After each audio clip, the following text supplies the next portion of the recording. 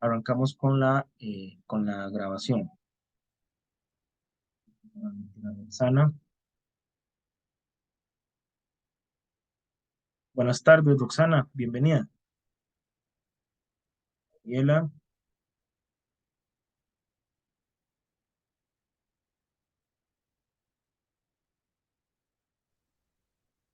Bien. Bien. Esto que les estoy mostrando, el INET se había salido. Daniela.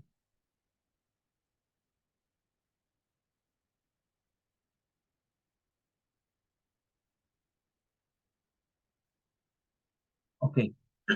Bueno, habíamos visto que en Costa Rica, en la primera mitad del siglo XX, se comenzaron a desarrollar lo que son los nuevos actores sociales, de lo que son los movimientos de sindicatos y trabajadores.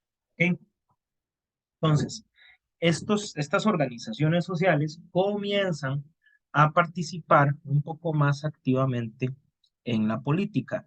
¿Qué tipo de peticiones o de denuncias o de demandas tenían estas organizaciones? Cuéntenme un poco, ¿qué recuerdan ustedes que vieron en el libro?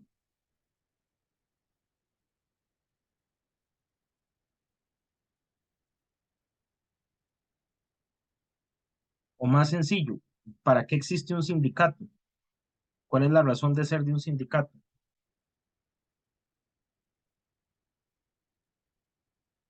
Pueden contestar por aquí o pueden contestar por el chat.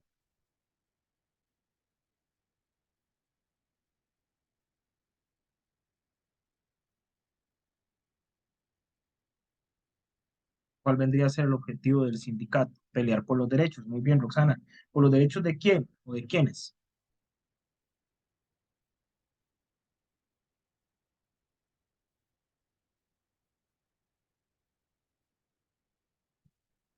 Ok, sí, el asunto es que, digamos, en lo particular, un sindicato es una organización que se encarga de gestionar luchas o movimientos en defensa o en procura de los derechos de los trabajadores.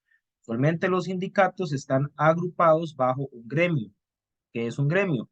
Un grupo de personas que se dedica a una actividad, a una actividad, ¿verdad? A un trabajo en específico. ¿Ok? Entonces, estas organizaciones, ¿por qué peleaban? ¿Qué era lo que pasaba en aquel momento? ¿Qué sucedía en esta época? Estamos hablando del periodo, durante el periodo liberal. ¿Ok? En este periodo liberal, si nosotros nos devolvemos un poquito más atrás, vamos a devolvernos un poquito más para atrás. Ven esto que está acá. Vean que la parte de arriba de esa pirámide está compuesta por exportadores y beneficiarios, ¿ok? O beneficiadores, perdón.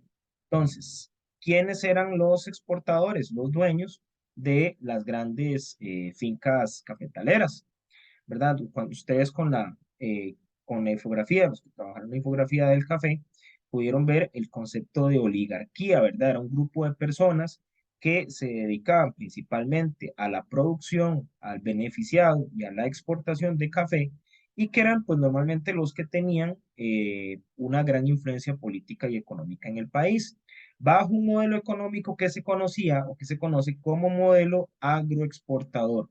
Ese modelo agroexportador es un modelo económico que es dependiente y frágil. Y quiero que me expliquen por qué el modelo agroexportador era dependiente y frágil. ¿De qué dependía si era dependiente, por ejemplo?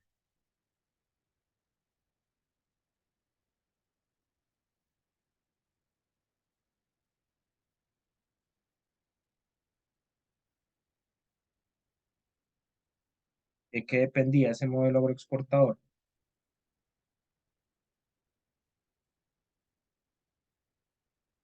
Igual pueden contestar por activando el audio.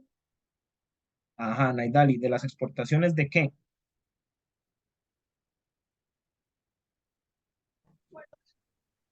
Buenas.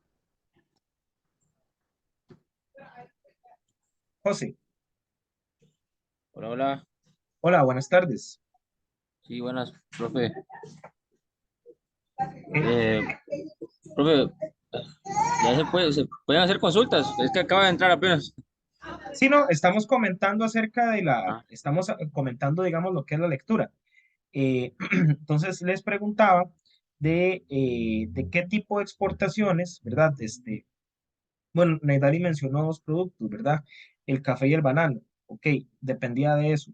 ¿Por qué depender del café y banano? José, ¿dónde se me hiciste? Aquí estás, para que active el micrófono.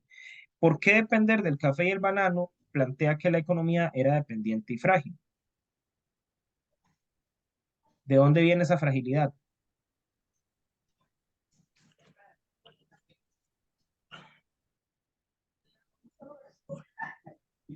Piensa un poco, ¿a quién se le exportaba café y banano?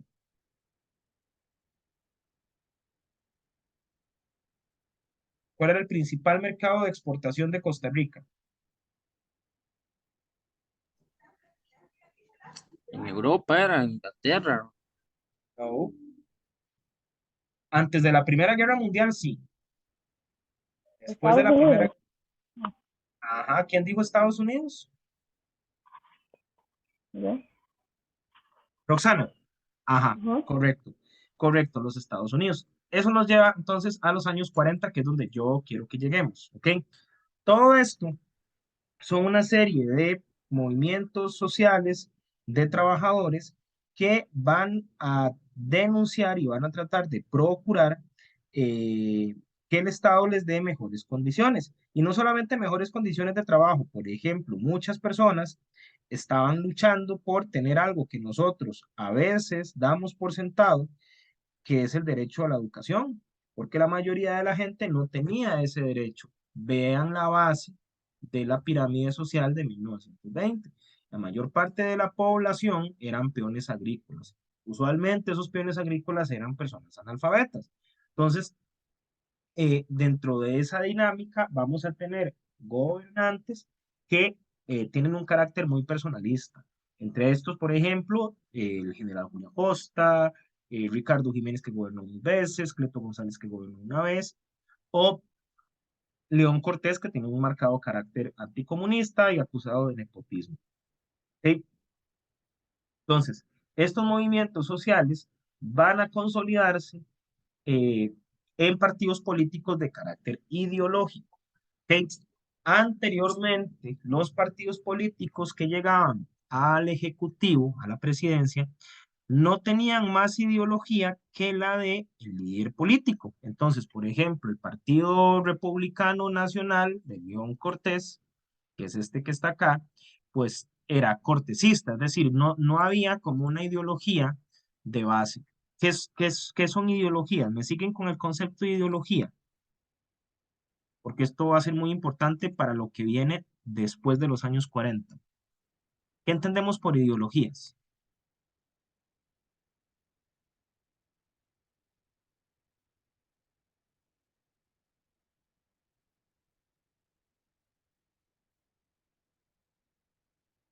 Ujú,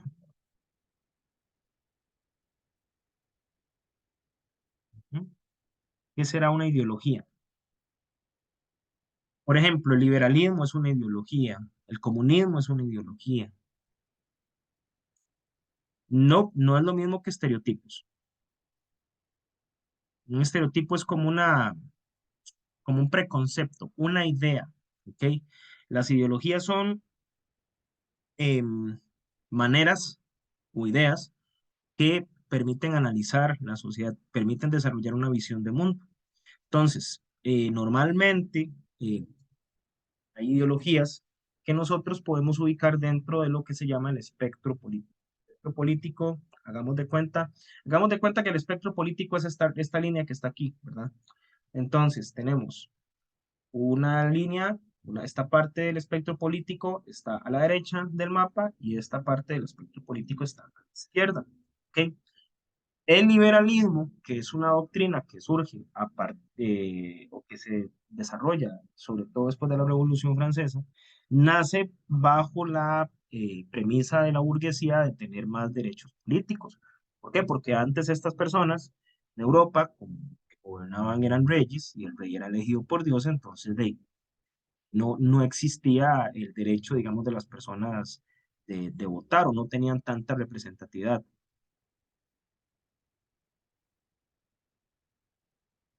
Ok, José, ya ahorita en los últimos 30 minutos de clase lo dedico para eso, para eh, hacerlo de manera un poco más ordenada, porque de pronto la duda suya, pues también le puede ayudar a algún otro compañero. Entonces, en los últimos 30 minuticos de clase, analizamos el tema del proyecto. ¿Está bien? Ok, de hecho, eso tiene también un poco que ver con esto. Entonces, el liberalismo lo vamos a encontrar a la derecha y el comunismo lo vamos a encontrar a la izquierda.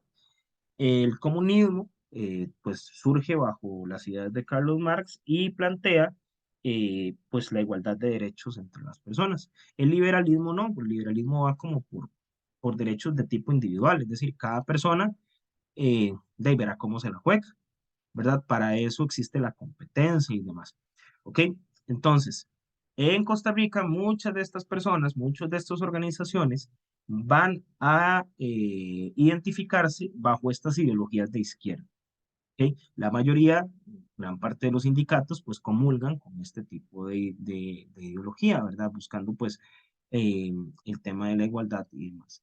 Los gobernantes eran más de corte liberal, entonces los liberales hablan del orden y del progreso económico, ¿verdad? Solo que ese progreso económico generalmente se iba para la gente que está arriba, ¿verdad? Que la misma clase económica y la misma clase política dirigente, ¿verdad? Y las personas, pues, pobres, de no, lo que hacían era de coger café y poco más.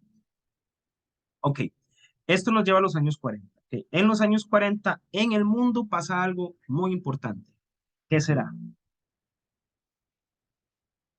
Recuerden que estamos en la página 193. ¿Qué será eso tan importante que pasa a nivel global?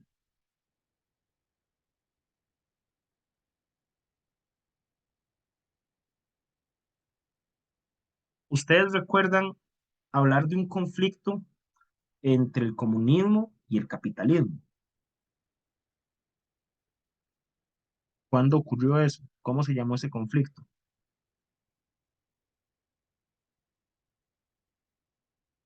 Fue después de esa guerra, fue después de la Segunda Guerra Mundial.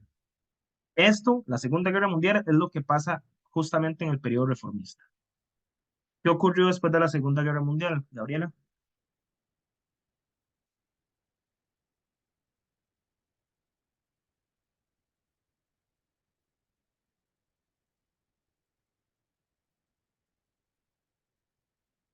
Les voy a dar una pista. En la Segunda Guerra Mundial, los principales oponentes, los principales contendores, están divididos en dos bandos. En un bando está la Alemania nazi, la Italia fascista y Japón, a eso se le llamaba el eje, en contra de más, ¿ok? De esos cinco, los primeros en enfrentarse fueron Inglaterra, ¿ok? Tenemos en el otro,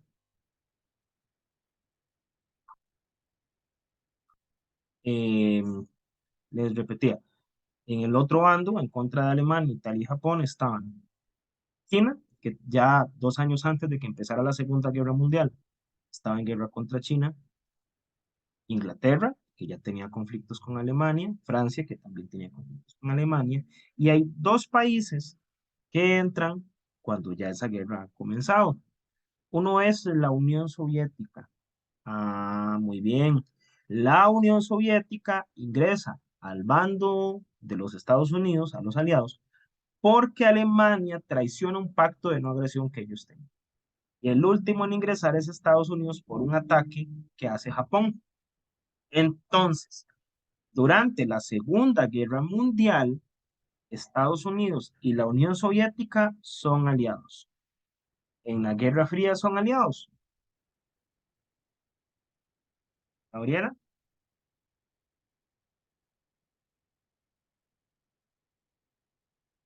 siempre en las Discul- guerras, Con ajá, permiso. Buenas. buenas. ¿Cómo fue la pregunta? En la Guerra Fría, ¿quiénes son las potencias que se enfrentan? capitalismo. Ajá, el capitalismo, ¿quién lo representa? ¿Quién encabeza ese bloque? No me acuerdo. Ahí Ah, dice, ok. ¿Y Linet se llamaba Rusia? ¿Segura? No, ok.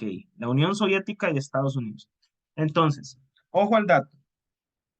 En un periodo pequeñito de tiempo, en ese siglo XX, entre 1939 y 1945, bueno, 1941, que fue cuando la Unión Soviética se cambia de bando, Estados Unidos y la Unión Soviética son aliados. No porque les encante ser aliados, sino porque tienen un enemigo en común que es la Alemania nazi. Guarden bien ese dato, porque eso es importante para entender lo que pasa en los años 40.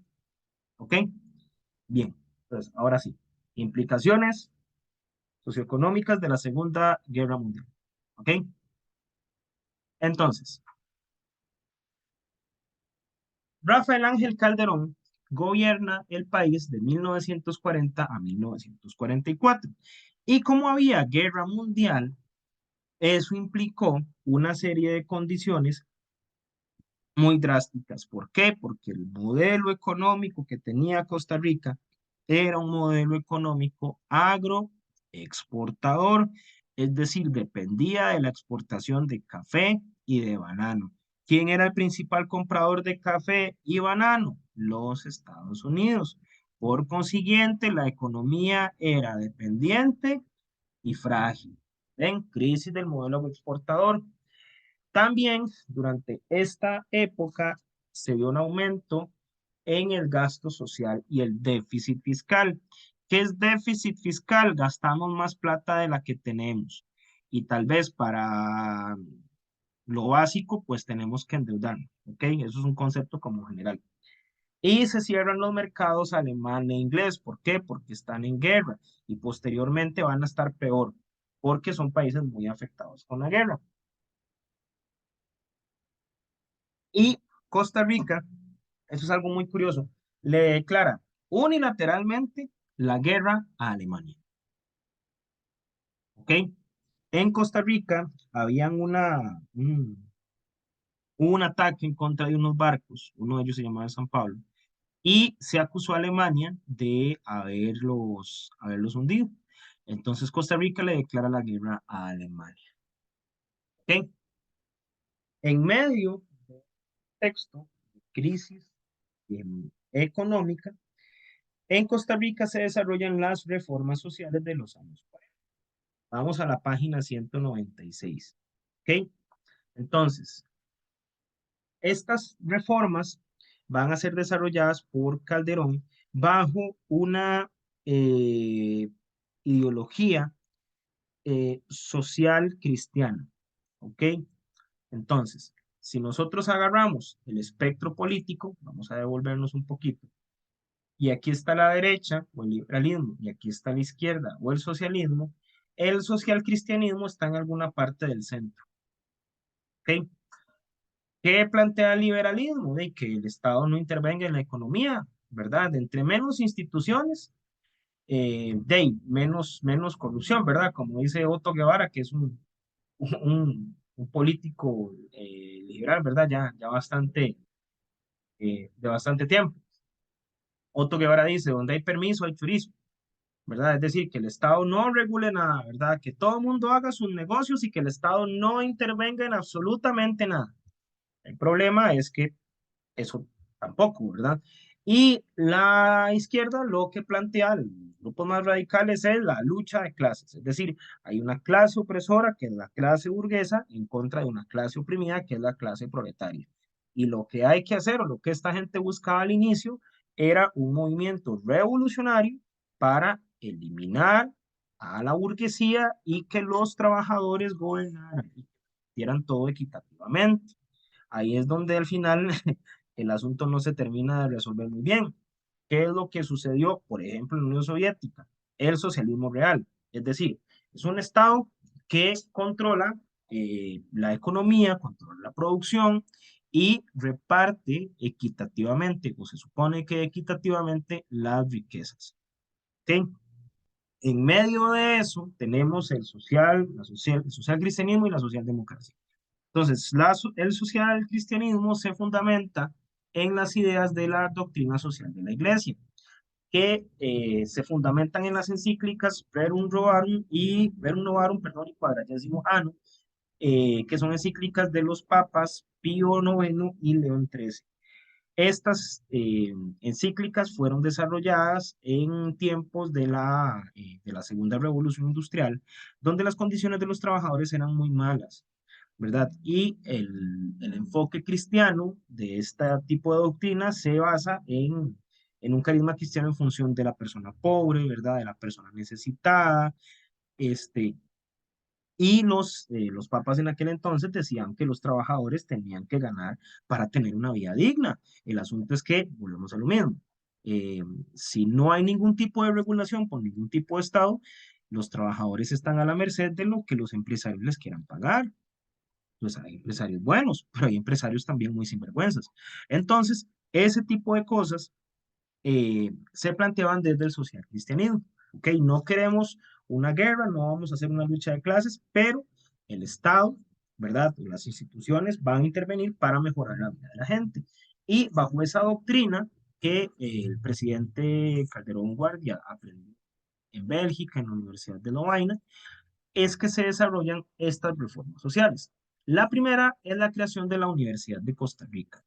Costa Rica, desde finales del siglo XIX, con las reformas anticlericales y las reformas educativas de, eh, de, de, mm, de en los gobiernos de Próspero Fernández y Bernardo Soto, eh, vamos a ver la eliminación de la Universidad de Santo Tomás. Entonces, durante muchos años Costa Rica se queda sin una universidad. Solamente las personas con cierto poder adquisitivo podían ir tal vez a la Universidad de San Carlos en Guatemala o algunas otras. Entonces se crea la Universidad de Costa Rica como un elemento de debate de ideas y donde las personas se pueden capacitar, ¿verdad? Y en el 41, ahora creo que están hablando de la caja, se crea la Caja Costarricense del Seguro Social, ¿ok? Calderón Guardia era médico, ¿ok? Entonces, él también tenía mucha influencia. De hecho, Calderón fue una persona que tuvo un ascenso en su popularidad bastante meteórico. Él en 1930 era regidor de la Municipalidad de San José y en 1940 fue presidente de la República en una cuestión de 10 años. Fue regidor, luego fue diputado, luego fue presidente de la Asamblea Legislativa y finalmente se convirtió en presidente. Cuando Calderón Guardia llegó a la presidencia fue una victoria aplastante, aplastante. Llegó con el 85% de los votos, perdón. ¿Okay? Ahora, aquí hay algo importante, que se llama el bloque de la victoria, que está acá. ¿Ok? Aquí tenemos tres figuras, Manuel Mora, Monseñor Zanabria y Calderón Guardia. Recuerden lo que les había dicho. En este contexto, en este pedacito pequeño de historia que se llamó Segunda Guerra Mundial, Estados Unidos y la Unión Soviética, por un lapso de unos años, fueron aliados. No porque Estados Unidos comulgara con las ideas de la Unión Soviética, sino porque eran aliados porque tenían un enemigo en común, que eran los nazis. De hecho, Costa Rica declara la guerra a los nazis en el 41 y aquí en Costa Rica se expropió a gente. Por ejemplo, la familia Lehmann, de la librería Lehmann, ellos perdieron parte de sus inmuebles justamente por un embargo del Estado por el tema de la guerra. Algunas personas fueron encerradas en cárceles, en campos, algunos se construyeron aquí en San José, como por Avenida 10, y también algunos fueron exiliados hacia los Estados Unidos, ¿verdad? Porque en el contexto de la guerra eran vistos como el enemigo. Entonces, aquí tenemos el presidente Calderón Guardia, Monseñor Víctor Manuel Sanabria Martínez y Manuel Mora Valverde. Manuel Mora era el líder del bloque de obreros y campesinos, que era el Partido Comunista, que después de la alianza con el gobierno y con la Iglesia Católica, se pasa a llamar Vanguardia Popular. ¿Ok? Monseñor Sanabria era el líder, era el arzobispo de San José, el líder de la Iglesia Católica en Costa Rica, y tenemos a Calderón Guardia, que era presidente. Entre ellos tres van a generar lo que se llamó las garantías sociales y el código de trabajo. Ese código de trabajo va a generar una gran crispación en sectores de las élites económicas de Costa Rica, en aquel entonces y todavía. Entonces, ese código de trabajo, pues, le generó muchas críticas a Calderón. Calderón era criticado, además de por este código, por el exilio justamente o la expropiación de personas alemanas, españolas o italianas, de partidos, países más bien, que tenían vínculos o afinidades con el nazismo. Y también se le criticó por su política económica y por nepotismo. ¿Qué es nepotismo? Nepotismo es cuando yo beneficio a un familiar en un puesto público. Entonces yo le digo, mira, meta a mi primillo que él es buena gente y lo meto a trabajar en una empresa del Estado. ¿Y por qué política económica? De estas cuatro reformas que ustedes ven aquí, ¿cuál de esas cuatro es una reforma económica?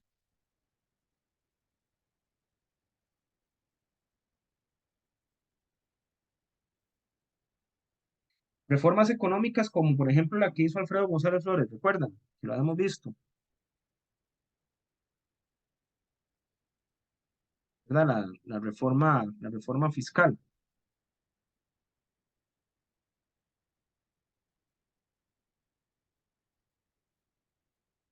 ¿Eh? No hay ninguna. Entonces aquí hay un problema. ¿Cómo hace alguien una reforma social sin el contenido económico para esa reforma?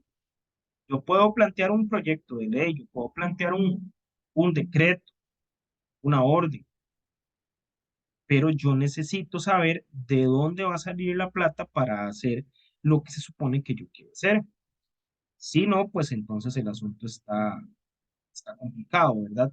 Entonces, ese tipo de políticas económicas fueron criticados por una organización que se llamaba el Centro para el Estudio de los Problemas Nacionales, dentro de los que destacaban figuras como, por ejemplo, y más adelante sus nombres les van a sonar, si no les suenan ya, como Carlos Monge, San Felipe Sofeifa, eh, Rodrigo Facio Brenes, entre otros.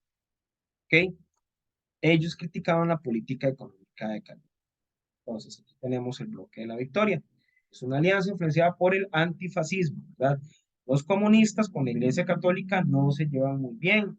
¿Por qué? Porque el comunismo, Karl Marx era ateo, además, Marx decía que la religión era el opio de los pueblos. Sin embargo, Manuel Mora pues fue muy pragmático, él desarrolló una idea que se llamaba lo del comunismo a la tica, y ese pragmatismo le permitió tener alianzas con la Iglesia Católica y con el gobierno liberal posteriormente reformista de Calderón Guardia, y eventualmente la aprobación de las garantías sociales y el Código de Trabajo. Por esas garantías sociales y por ese Código de Trabajo, muchos comunistas terminaron muriendo en una guerra que se desarrolló. ¿Ok? Este bloque de la victoria llevó al gobierno a Teodoro Picado Michalski. ¿Okay? En esas elecciones de 1944 fueron escandalosas en el sentido de que hubo múltiples acusaciones de fraude.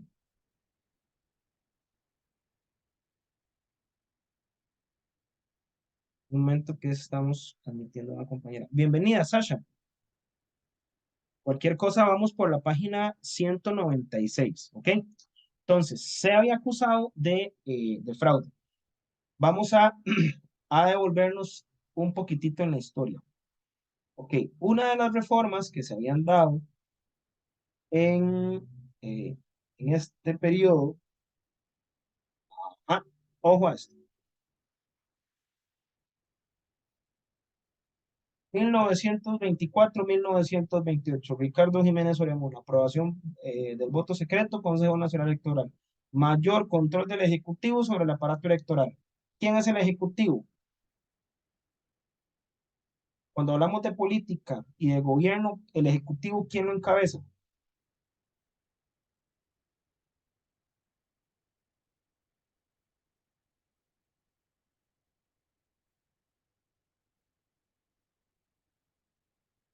Recuerden que hay tres poderes: ejecutivo, legislativo y judicial. ¿Quién encabeza el Ejecutivo?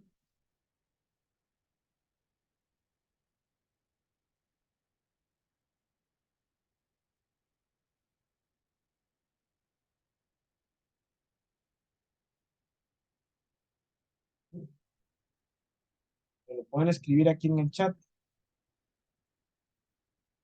Esto para que entiendan el tema del asunto del fraude. ¿Quién lidera el poder ejecutivo en un régimen presidencialista? El presidente, muy bien, Gonzalo. ¿Sí?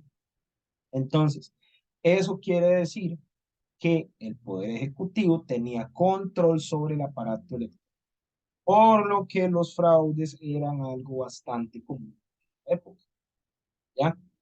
Además, hay otro elemento que es importante que ustedes comprendan. En aquella época habían elecciones de medio periodo. Entonces, por ejemplo, usted hoy en día, usted cuando vota para elegir al gabinete, es decir, al presidente y a los vicepresidentes de la República, usted también en otra papeleta vota por quienes van a ser los diputados. En aquella época, y de hecho hay algunos países donde todavía se maneja esto, la elección de los diputados era diferenciada.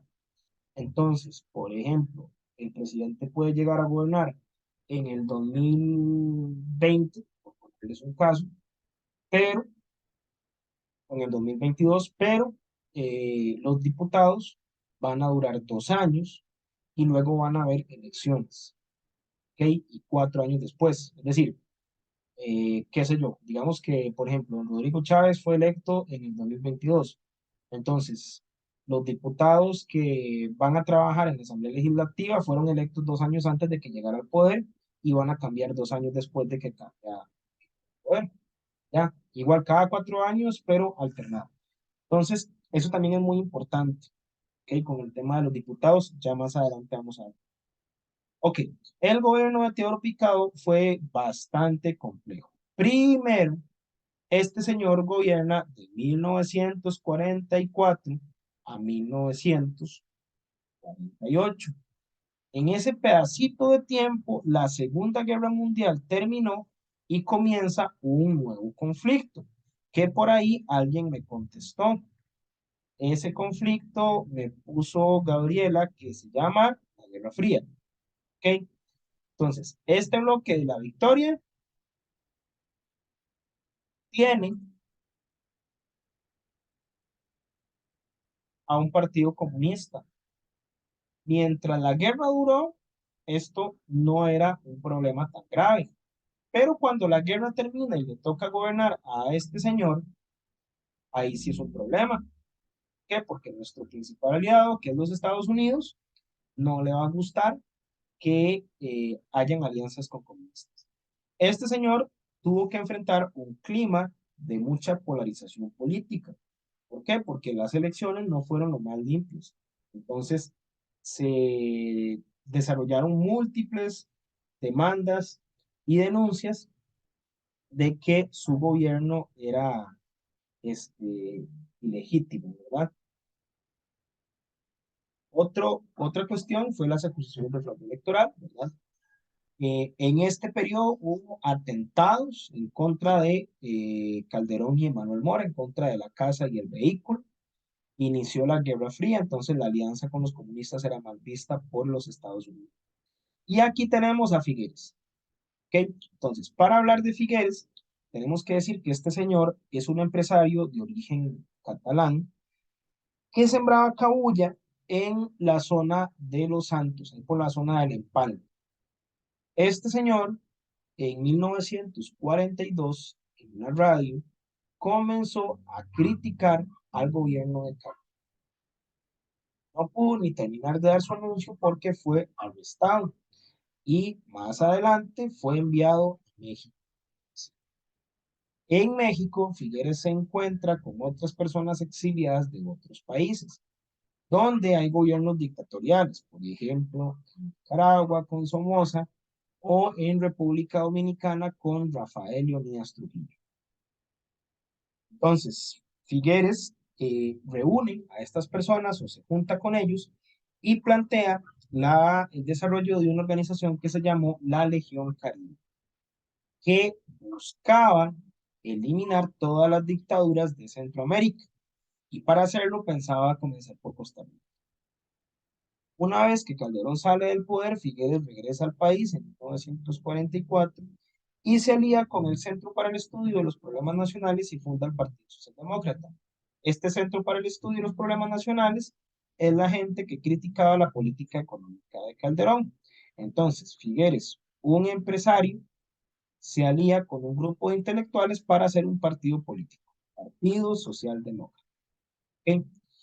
Este señor trató de hacer una gran reforma electoral, un código electoral, que buscaba mayor independencia del proceso electoral, es decir, alejar al Ejecutivo de las decisiones electorales, y que de hecho es parte de las bases de lo que hoy es el Tribunal Supremo de Elecciones. El asunto es que él no pudo terminar de gobernar bien. Muchos sectores sociales, sobre todo empresarios, se comenzaron a tirar a la calle y a protestar, y una de sus manifestaciones más importantes, y es un antecedente directo de la guerra, fue la llamada huelga de los brazos caídos. ¿Ok? Entonces, después de todo este periodo de mucha crispación política y crisis económica y demás, vamos a ver el desarrollo de los partidos políticos para las elecciones de 1944. ¿Ok?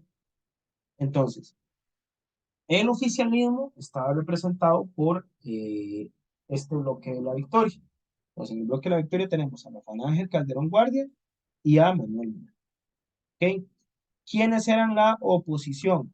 En orden de importancia, de mayor a menor. El principal opositor era León Cortés Castro, por el Partido Demócrata, que era apoyado por la oligarquía. ¿Cuál era? Este partido fue fundado en 1941. El segundo partido en importancia era el Partido Unión Nacional, apoyado también por sectores liberales, fundado en 1945 por el periodista y dueño del Diario de Costa Rica, Otilio Ulate Blanco. Y acá tenemos el Partido Socialdemócrata, apoyado por el Centro para el Estudio de los Problemas Nacionales y la Legión Caribe, encabezado por José Figueres Ferrer y fundado en 1946. ¿Ok? Entonces, esto también es importante que nos recuerden.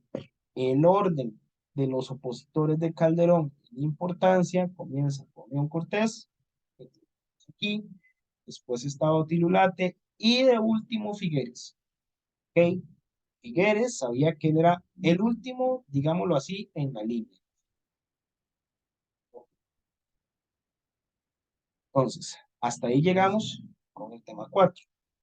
Vamos ahora a ver exactamente lo que es el tema número 5.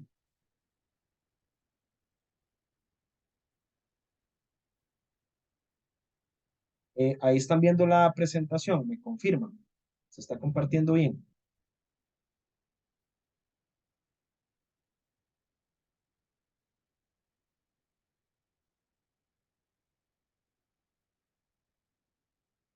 ¿Sí? Ok, gracias. Muchas gracias, Nayeli y Roxana. Ok, esta imagen, ¿qué representa? Es muy importante. ¿Quién es ese señor?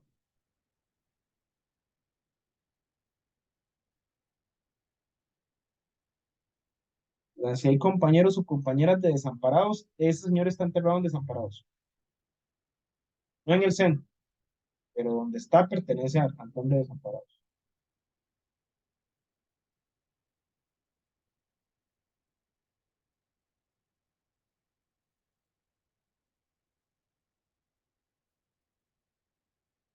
¿Qué se está conmemorando en esa imagen?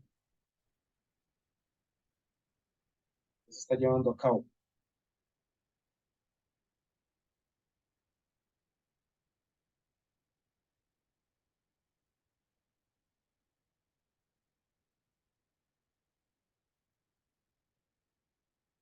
La imagen que estamos viendo consiste en la abolición del ejército llevada a cabo por José Figueres Ferrer.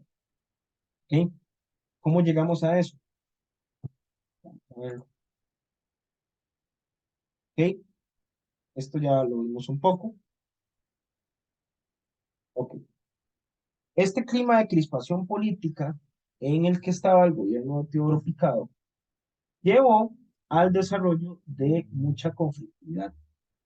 El principal candidato, habíamos mencionado, había sido León Cortés.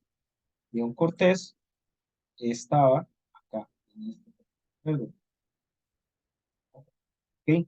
Era líder del Partido Demócrata, pero de ahí falleció 2 años antes. Entonces, el representante de la oposición fue el director del Diario de Costa Rica, Otilio Blanquer.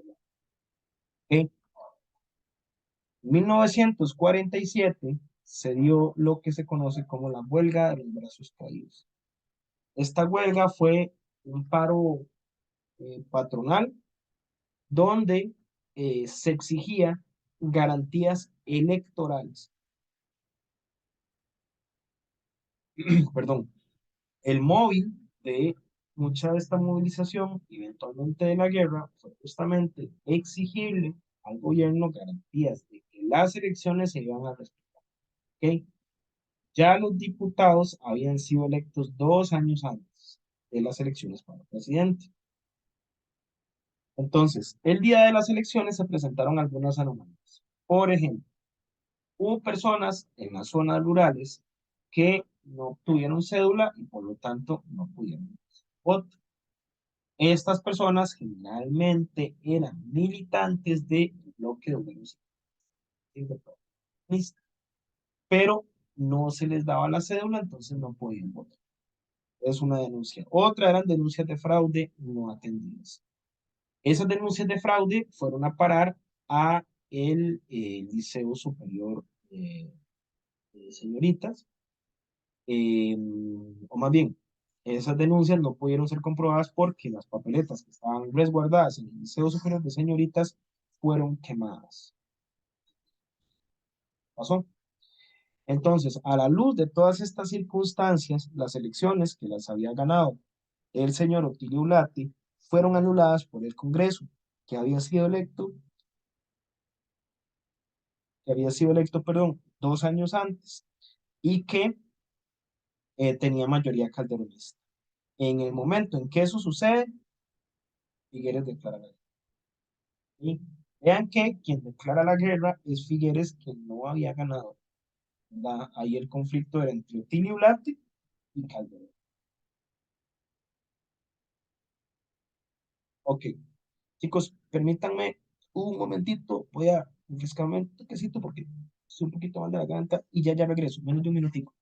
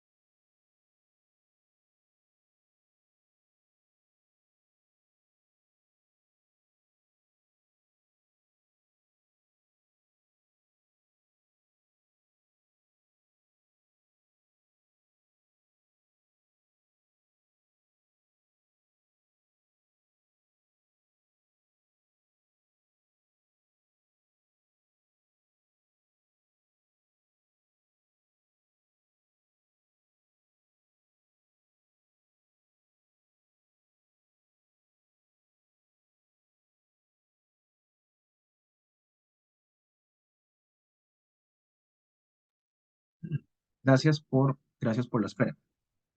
Ok, Entonces, la causa inmediata de la Guerra Civil de 1948 fue la anulación de las elecciones. ¿Ok? C. Figueres Ferrer, antes de iniciar el conflicto, ya había tenido conversaciones con un grupo militar que se había formado en México, donde él estuvo exiliado. Este grupo militar tenía, como se mencionaba anteriormente, personas de República Dominicana, de Guatemala, de México, de Nicaragua, y que tenían como objetivo eliminar las dictaduras de Centroamérica y el Caribe. Y la narrativa de Figueres era que Costa Rica había una dictadura. ¿Ok?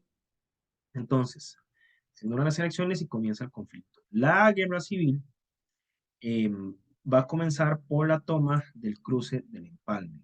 Entonces, por eso les preguntaba si había alguien de Desamparados. Porque esto que está acá pertenece al cantón de Desamparados, se llama La Lucha. ¿Ok? Acá estamos en un sector que se llama San Cristóbal. Entonces, Figueres toma este punto, el cruce del Empalme, y de este cruce del Empalme, ¿hacia dónde vamos? Digamos, si ustedes, no sé si se ubican ahí en ese sector de Costa Rica, ese cruce del Empalme, ¿hacia dónde se dirige uno? Digamos, si yo quiero agarrar el Empalme, seguir para arriba, ¿a dónde llego? Cruce del Empalme. Estamos hablando de que tenemos carretera ruta número 2, Cartago, El Guarco, seguimos, dele y dele, empezamos a subir, ¿verdad? Casamata, La Cangreja, llegamos al Empalme y seguimos subiendo, llegamos a dónde?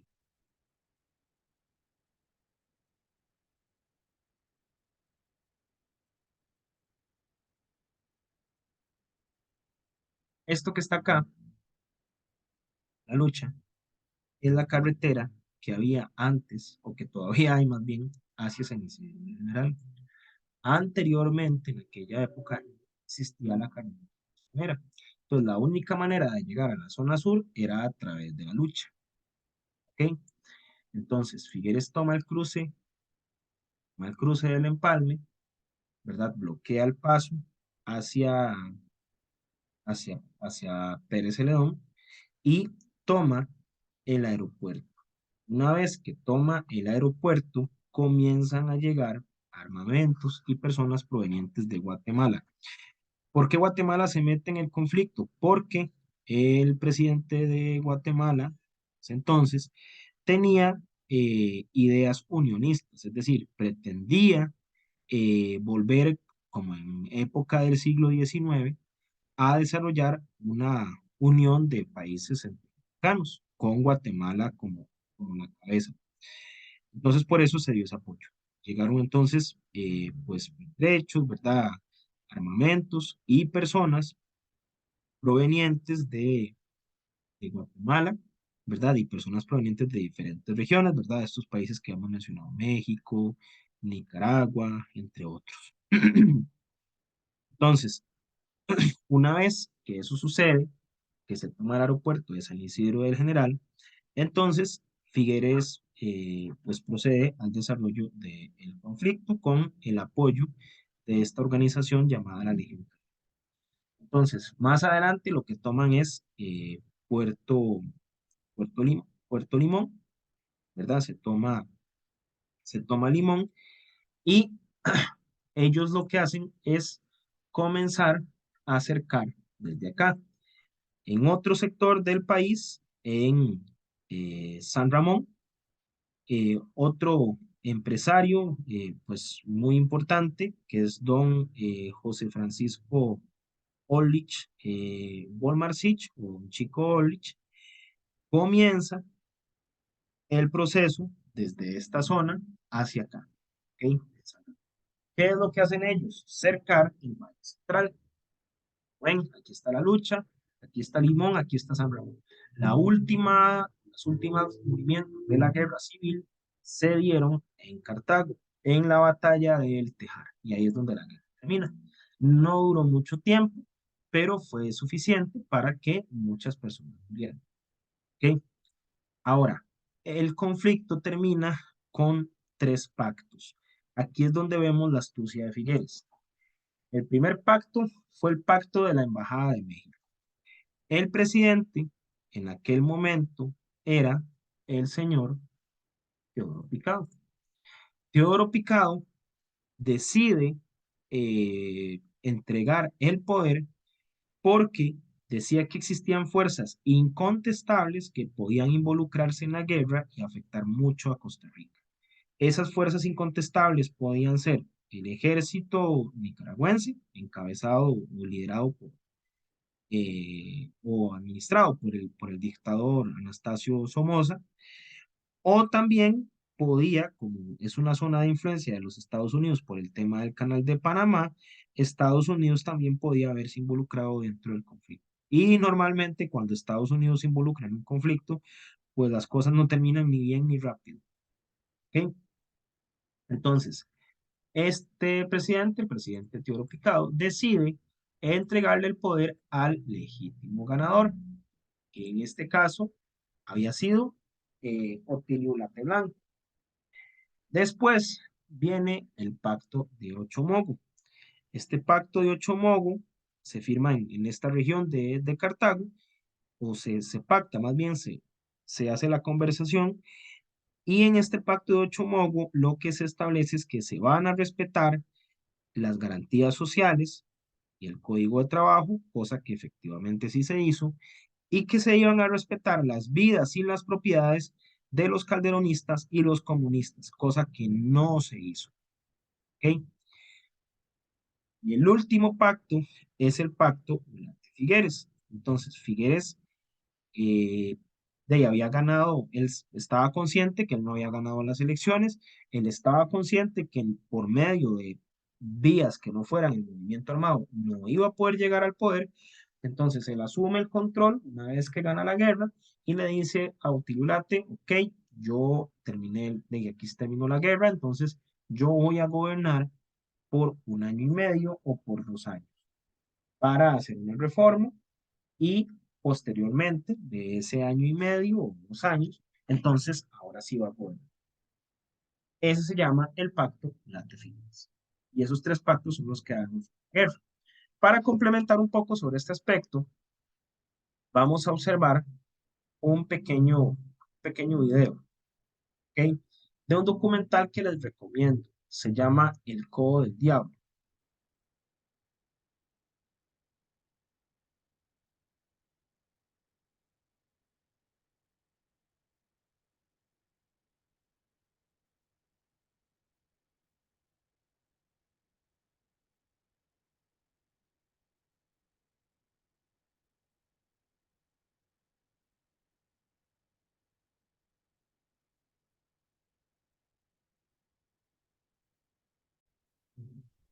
Me indican, por favor, si escuchan el audio.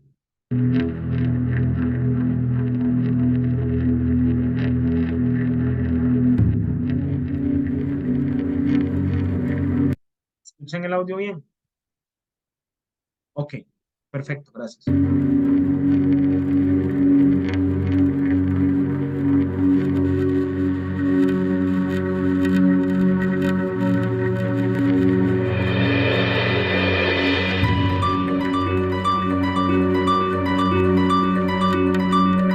Ahí era un lugar, bueno, como hecho el propio para la maldad. Aquí está el río, sigue la línea así y es una montaña pero altísima, ¿verdad? Él fue el único que quedó con las esposas. Entonces fue cuando adoptaron por tirar a papá al río.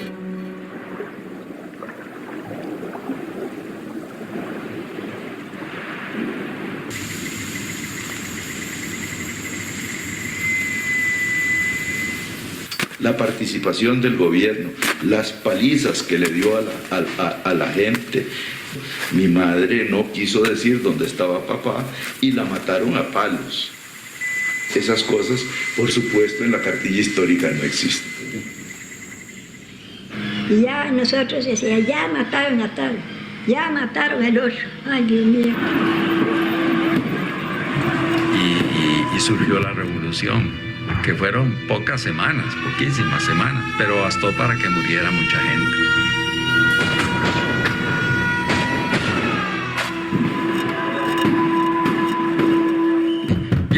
puerta de la casa y gritando, ¿verdad? Como gritan los militares: Federico Picado queda detenido por orden del ministro de Justicia.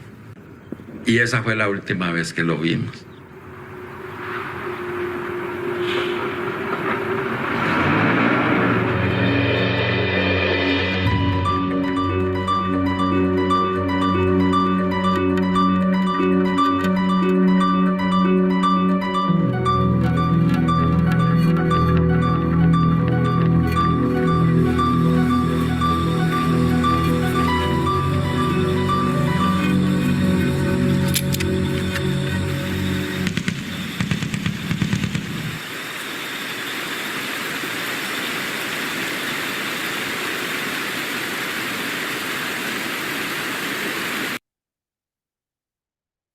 Colegio de Periodistas Profesionales en Comunicación.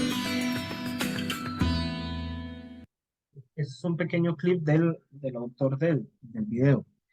El Codo del Diablo, pues fue un crimen político del que no se tiene mucho eco, ¿verdad? Normalmente, pues, la historia oficial tiende a mitificar algunos personajes, ¿verdad? Entre esos a José Figueres Ferrer. Entonces, este documental que les invito a ver, eh, pues analiza un crimen que se cometió en contra de personas que estaban en- principalmente en el Partido Comunista o en organizaciones sindicales con este tipo de ideología y que fueron asesinados con la complicidad del gobierno. Entonces,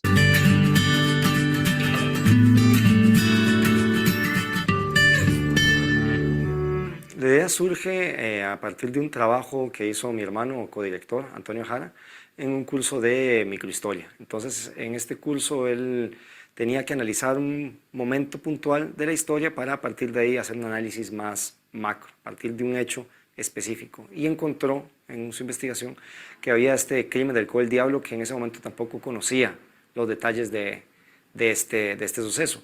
Investigando vio cómo este hecho, ¿verdad?, nos hablaba de una Costa Rica no tan conocida, una Costa Rica donde hubo represión, donde se hablaba de la violencia de la guerra, algo que también se ha tratado de minimizar, y nos hablaba también de estas tensiones difíciles que había entre los distintos grupos en el poder. Nos hablaba mucho del complejo momento de construir las bases de la Costa Rica contemporánea, y fue ahí donde vimos que este crimen muy puntual nos revelaba muchas cosas de nuestra historia nacional y nos interesó empezar a buscar mucho más allá para ver qué otras cosas nos podía decir.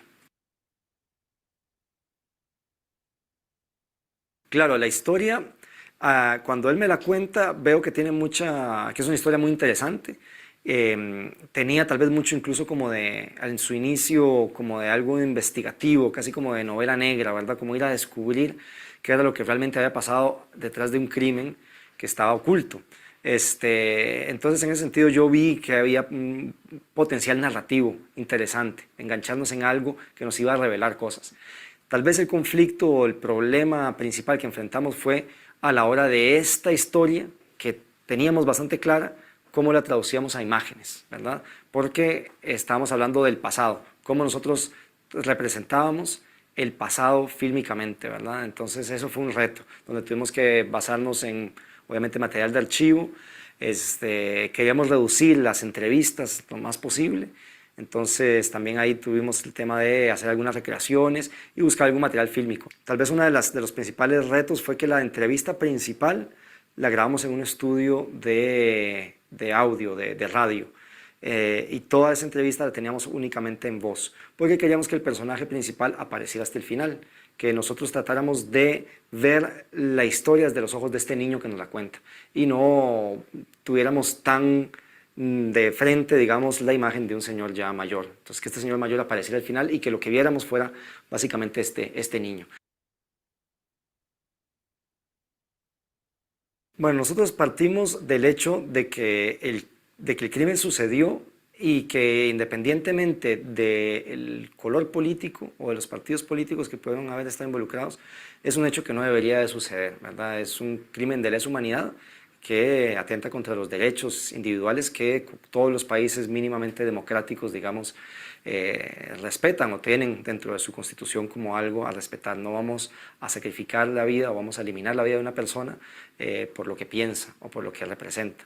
Y de ahí, digamos, partíamos en una especie de, por así decirlo, de objetividad ante nuestra historia, ¿verdad? De que yo sé que tal vez puede incomodar a algunas personas que tratan de justificar su postura, tratando siempre de ver pues, de que todo ha sido positivo, pero creo que una manera muy honesta de ver nuestra historia es también sabiendo que es mucho más compleja y que entre esos negros y blancos, que a veces es como nos la pintan, hay una serie de matices, de grises, algunos más oscuros como en este caso, que también son importantes de enfrentar, de reconocer, y en este caso también de recordar. Creo que el hecho de que no se ponga el punto de vista de, por así decirlo, el lado vencedor, trata básicamente de justamente hacer ese balance. Nosotros tenemos una historia que ya conocemos, ¿verdad? Y lo que estamos tratando es de complementarla con esta parte menos conocida. Creo que ahí se hace justamente ese balance. También no queremos, realmente el documental creo que trata de no ser, por más un esfuerzo, no ser panfletario, ¿verdad? De poner más que nada como un lado humano a esta historia y dejar un poco más de lado tal vez temas más políticos. Que obviamente siempre están, porque estamos hablando de un tema político, estamos hablando de personas que estaban dentro de la política, pero no trata de ser un manifiesto, ¿verdad? Sino que trata de ver que dentro de estas circunstancias hay personas y el costo humano que a veces muchas de estas personas, ¿verdad? Llegan a, o nuestra historia llega a tener a costa de estas personas más bien. Nada más aquí para hacer una última puntualidad. Este crimen ocurrió acá en la línea férrea hacia acá, Río Reventazón. Entonces aquí está el cerro, ¿verdad? Aquí es un codo, ¿verdad? Un recodo que es una vuelta, digamos, muy pronunciada en la línea férrea. Este documental, pues, digo, plantea una serie de denuncias, de hecho aquí está por si quisieran verlo posteriormente, se lo voy a dejar aquí en el chat para que vean. Está en YouTube, ¿verdad? Completamente gratuito. Ok, entonces, Figueres gana la guerra civil. Ok, entonces, eso nos lleva al periodo, uno de los periodos más importantes en el tema número 5, que es Costa Rica en el estado del bienestar. ¿Ok? Para entender el tema del estado del bienestar, hay que enfocarnos en que estamos en Guerra Fría. ¿Ok? Entonces, durante la Guerra Fría, algunos países de corte un poco más liberal, o una economía un poco más ligada hacia lo que es alianza con los Estados Unidos, comienzan a desarrollar lo que se llamó el bienestar. En este estado del bienestar se comienzan a crear una serie de instituciones que van a generar, en el caso de Costa Rica, pues una paz social muy importante. Instituciones como las que ustedes tienen que trabajar, ¿verdad? Ya la caja se había creado en 1940, pero se crean otras instituciones como por ejemplo el INS, entre otras. Bueno, el INS ya existía. Por ejemplo, el ICE. Entonces, Figueres hace estas reformas una vez que se termina la guerra. Primero, un 10% de impuesto a los capitales mayores a 50.000 colones. Unos tribunales de propiedad y de sanciones inmediatas con los que se sancionó a los comunistas y a los calderonistas. De hecho, una de las perjudicadas en este conflicto fue María Isabel Carvajal o Carmen Lira. ¿Por qué? Porque ella pertenecía o militaba con el Partido Comunista, ella pues se enfermó de cáncer, le suplicó al gobierno de Figueres de poder venir a Costa Rica a vivir y pues a Figueres no le dio la gana, ¿verdad? Muchos comunistas fueron exiliados, otros, ¿verdad? Les fueron quitados sus bienes o calderonistas y como vimos en el caso del Codo del Diablo, pues algunos también fueron asesinados. No directamente por órdenes de Figueres, pero ahí se dieron todas las condiciones para que las personas que cometieron ese crimen quedaran impunes. Pues en ese caso hay historiadores que plantean como responsables intelectuales de este crimen a José Figueres Ferrer, presidente, y a Gonzalo Facio, quien fue ministro de Seguridad en el gobierno de la Junta Fundadora de la República. Figueres también desarrolla lo que fue la abolición del ejército, que plantea el gasto de... Ahora, Con esto de la abolición del ejército hay también un matiz muy importante, y es que cuando Figueres participa en la Legión Caribe, este grupo de personas que venían de los diferentes países donde habían dictaduras, Figueres les planteó la idea de que, ok, primero liberamos a Costa Rica y luego liberamos a los demás. Ok, entonces, una vez que se libera Costa Rica, que Calderón pues pierde las elecciones y Figueres asume, se da la abolición del ejército y ya de Figueres no tiene con qué cumplirle a esta ley. Y a partir de este momento, pues Costa Rica es un país sin ejército. ¿Ok? Ahora, vean qué importante esto. Aquí Figueres está haciendo una reforma económica. Este 10% a capitales mayores a 50.000 colones, lo que le va a permitir es financiarse. Otro elemento importante es la constitución de el año de 1949 o la constitución de la Segunda República, que es base de la constitución actual. ¿Okay? Esta constitución de 1949 es la actual constitución política o la constitución de la Segunda República. ¿Okay? Entonces, en esta constitución se dio el respeto de las garantías individuales y se incluyó el voto femenino. Además, en esta constitución se le da ciudadanía a las personas afrodescendientes, ¿verdad? En Limón, ¿verdad? Y pues este derecho de las mujeres pues se establece en este momento, pero fue pues peleado, ¿verdad? Por muchas insignes mujeres durante, durante todo el siglo XX. También se ilegalizó el Partido Vanguardia Popular, entonces el Partido Comunista existe, pero en la clandestinidad. Entonces ellos trabajan de manera clandestina porque fueron proscritos por parte del gobierno de José Figueroa Ferrer. Recuerden que estamos en un concepto, en un periodo, perdón, de Guerra Fría, ¿verdad? Entonces, esto es bastante importante. Y se crea el Tribunal Supremo de Elecciones, ¿verdad? Para regular todo lo que tiene que ver con materia electoral, y se crean el régimen de instituciones autónomas, ¿ok? Dentro de las que entra la caja que ya se había creado, dice que se va a crear, y otras más que van a ver la luz en este periodo.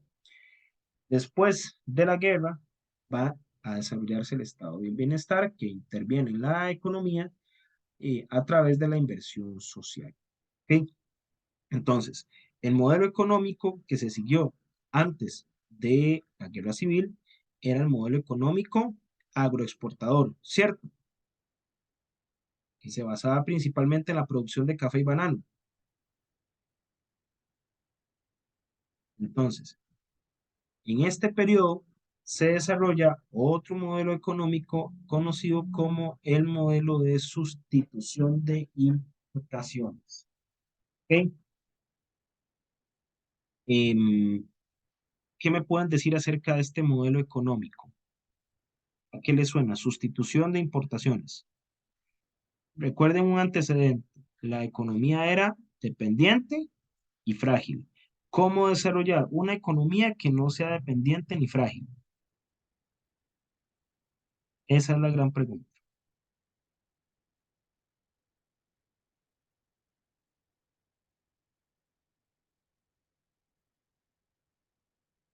En el modelo del Estado gestor, el Estado interviene en la economía. En otro modelo no.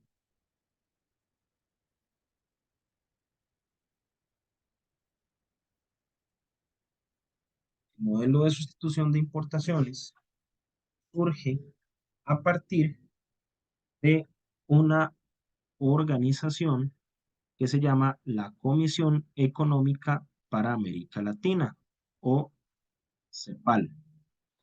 Entonces, ellos lo que planteaban era que los estados intervinieran en la economía produciendo lo que antes tenían que importar. Entonces, se trató de desarrollar una industria local. Ahora, ¿cómo hacemos para desarrollar una industria local si la mayoría del dinero de los grupos económicos, de la gente que tiene plata, se dedica principalmente al café. Bueno, pues Figueres lo logró haciendo esto. Y lo logró también nacionalizando los bancos. Entonces, mucho del dinero que antes se invertía principalmente en la agricultura por medio de la nacionalización bancaria, ahora se va a destinar, por ejemplo, al desarrollo de la industria. Pero resulta que para que una persona trabaje en la industria, necesita cierta capacitación, ¿de acuerdo? Entonces, ¿cómo hacemos para capacitar a esas personas que son agricultores o son hijos de agricultores para que trabajen, por ejemplo, en una fábrica o en una, qué sé yo, como técnicos en algo? ¿En dónde se pueden capacitar? Y eso les va a dar pie a entender por qué se crean las instituciones.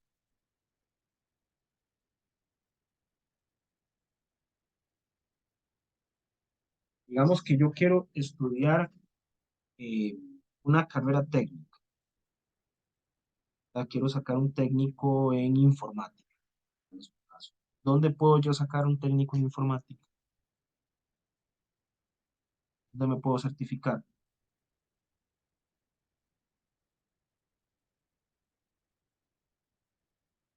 Ahorita, digamos, ¿dónde podría hacer eso? O qué sé yo, que yo quiera estudiar, por ejemplo, inglés. Me quiero certificar en inglés. Una institución del Estado donde yo pueda hacer eso. Y que no sea una universidad donde hacemos eso. Exacto, gracias, Elina. Elina, muy bien. Ok. El INA es una de las instituciones que se crea. ¿Por qué? Porque hay que capacitar a la gente para que tenga esas carreras. Otra cosa que se crea, además del INA, es los colegios técnicos. Que las personas se comienzan a capacitar. También aquí hay algo importante. Los años 50 y 60 es la generación del baby boom. A las personas de esta generación se les llama los baby boomers o los boomers. Entonces, esta gente es una generación donde la población en Costa Rica comienza a crecer mucho, ¿verdad? Por ejemplo, qué sé yo, el caso de mis abuelos. Mis abuelos tuvieron, eh, tuvo 11 hijos. Mi abuelo por parte de mi mamá tuvo 6 hijos. Ahora no, mi mamá tuvo 3 hijos y yo no tengo hijos. La pirámide se va reduciendo. En aquel momento se ocupaba darle capacitación a mucha gente porque había mucha población joven económicamente activa. Otra cosa que se crea, aparte del INA y aparte de los colegios técnicos, son otras universidades. ¿Cuáles universidades se crean? En 1973, la Universidad Nacional, más adelante el INA y finalmente, si nos ponemos de pie, la UNED, ¿verdad? Son instituciones que van a capacitar a la gente para estos nuevos puestos de trabajo en este nuevo modelo económico. ¿Ok? También se crean instituciones de ayuda social, ¿verdad? O de fomento, por ejemplo, del agro. Entonces se crea, por ejemplo, el IDA. Bueno, el IDA antes existía como ITCO, de organización, luego fue IDA y actualmente se llama IDER. Se crea el CNP, por ejemplo, ¿ya? Entonces, esas instituciones son vitales para el desarrollo de este nuevo modelo económico. ¿Ok? Políticamente se va a desarrollar una alternabilidad en el poder. Nada más para complementarles, en la página 229, ahí vienen algunas instituciones autónomas que se crean, ¿verdad? En acueductos y alcantarillados, por ejemplo. Usted en Costa Rica, en casi todo el país, usted puede tomar agua potable, ¿verdad? Usted en otro país, si usted lo ven tomando agua del tubo, le van a decir, ¿qué está haciendo? Porque el agua no es potable. Si usted quiere tomar agua, de ahí vaya y cómprese un bidón, ¿verdad? Entonces, en este caso en Costa Rica, ¿no? ¿Verdad? ¿Quién garantiza eso? El AIA, ¿verdad? O organizaciones como, por ejemplo, las ASAD, ¿verdad? Que son como... Ok. Entonces, en cuanto a la política, Figueres gobernó durante año y medio, después hubieron elecciones en 1903. Recuerden que Teodoro Picado, eh, Otilio Ulate, perdón, le tocaba gobernar después de Figueres, después de año y medio. Entonces, de 1948 al 49, Figueres y la Junta Fundadora de la Segunda República gobiernan durante año y medio y posteriormente asume el poder Otilio Ulate, quien gobierna los 4 años que le corresponden, hasta el año de 1953.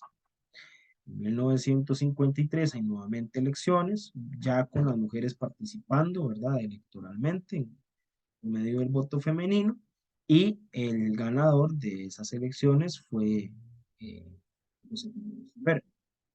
¿Ok? Eh, Después de estas elecciones, en 1958 llega Mario Echandria al poder, quien gana las elecciones, lo que plantea una alternabilidad en el poder. Entonces, durante todos esos años, básicamente los años 60, 70, 80 y los 90, va a haber una dinámica bipartidista. Primero con los calderonistas y liberales, que es el partido político más viejo del país, que se fundó en 1951, y posteriormente con lo que fue la Unidad Social Cristiana, o lo que es la Unidad Social Cristiana y Liberación Nacional. Esa dinámica del bipartidismo cambia principalmente a inicios del presente siglo, ¿verdad? Con la llegada de otros actores a la política, ¿verdad? Como por ejemplo partidos como el Amplio, Movimiento Libertario, PAC, entre otros. Este Estado benefactor, como les mencionaba, se caracteriza por la nacionalización bancaria. Entonces, Figueres sí pudo hacer una reforma económica. ¿Por qué? Porque tenía el poder, porque había ganado la guerra. Entonces, la nacionalización bancaria lo que permite es que el crédito, que antes solamente se destinaba para la producción de café, ahora se destine, por ejemplo, para también vamos a tener una modernización agrícola, ¿verdad? Eso implica la llegada de tecnología, ¿verdad? Como por ejemplo tractores y demás, al agro. Eso es muy importante porque aumenta la productividad, pero también es problemático porque la cantidad de mano de obra requerida para la producción agrícola comienza a bajar. Entonces hay muchos agricultores que se comienzan a quedar sin trabajo. ¿Qué pasa si una persona en el campo no tiene trabajo y yo tengo familia que mantener? ¿Qué hago yo?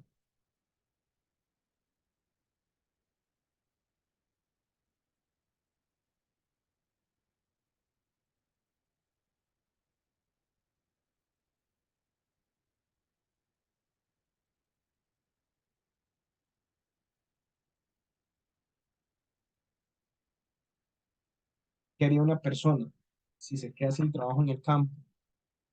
Ajá, ¿a cuál otro lugar? Linet, recordemos que en el campo no hay trabajo. ¿Para dónde me voy? Exactamente. Exactamente.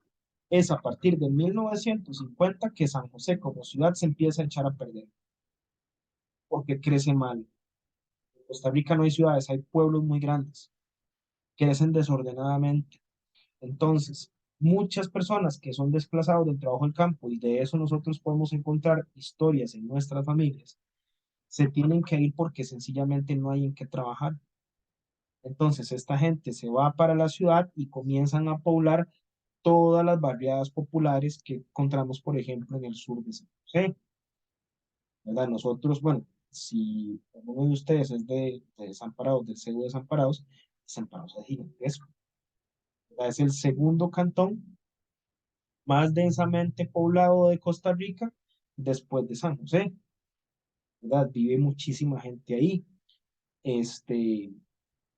¿Por qué? Porque muchas de estas personas, o de los pobladores, de las personas que se comenzaron a sentar ahí, de ahí eran personas o costarricenses, personas de otro país, que estaban buscando mejores oportunidades, ¿verdad? Entonces, en ese crecimiento urbano tan caótico, tan desordenado, pues evidentemente esto va a tener implicaciones muy fuertes por el tema de que de las edificaciones, las casas de las personas que vivan en estas barriadas populares, pues en muchas de las ocasiones no tienen quizás los servicios básicos para subsistir, pero es lo que, ¿verdad? Es lo que hay, ¿verdad? En el sentido de que la situación económica y social es lo que permite, ¿verdad?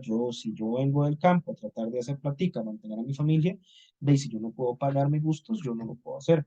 De hecho, Calderón en aquel momento, en los años 40, desarrolló una política que era la cooperativa de casas baratas, que se comenzaron a hacer unas casitas pequeñas.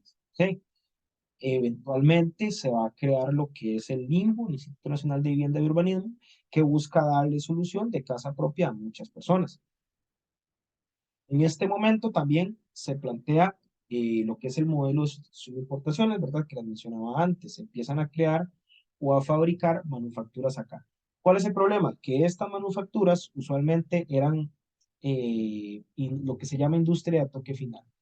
Es decir, gran parte del valor agregado era muy poco. ¿Por qué? Porque, por ejemplo, se mandaba a traer un insumo, ¿verdad? De otro país, se mandaba a traer otra materia prima de otro país y lo que se hacía era que se ensamblaba.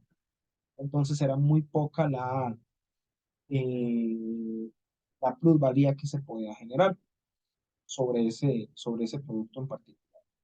En el caso de Costa Rica, para mantener ese tipo de actividades, lo que se desarrolló fue un mercado cerrado, ¿verdad? Y una de las opciones para mantener ese mercado fue la creación del mercado común centroamericano. Este mercado común centroamericano lo que hacía era que cerraba un mercado regional, ¿verdad? Un mercado a nivel de Centroamérica, donde Costa Rica podía vender unas cosas, Nicaragua otras, Honduras otras, y así. Pero es un mercado que se desarrolla a partir del proteccionismo. ¿Qué es proteccionismo? Por ejemplo, si yo soy Costa Rica y yo quiero que las personas en Centroamérica, en Costa Rica en particular, me compren, qué sé yo, leche, por poner un ejemplo, entonces a los productos lácteos que vengan de otro país que compitan contra los míos, yo los voy a grabar con unos aranceles altísimos para que la gente tenga que comprarme la leche a mí y no a ellos. Eso se llama en economía proteccionismo arancelario, ¿verdad? Yo estoy protegiendo mi producto del producto de otro país porque es mi mercado, ¿ok? Y es mi soberanía. Eso es algo que, pues, se sataniza, digamos, se ve como negativo, pero lo cierto es que también hay muchos países que hacen ese tipo de cosas. De hecho, cuando nosotros hablamos, por ejemplo, qué sé yo, de una guerra económica, por ejemplo, contra China, pues este tipo de estrategias son las que se desarrollan para poder enfrentar al gigante asiático. Y tenemos acá la imagen de John F. Kennedy. Kennedy fue un líder, una persona muy admirada en América Latina por el programa de Alianza para el Progreso. Fue desarrolladas por el gobierno de los Estados Unidos. Daban apoyos, ¿verdad?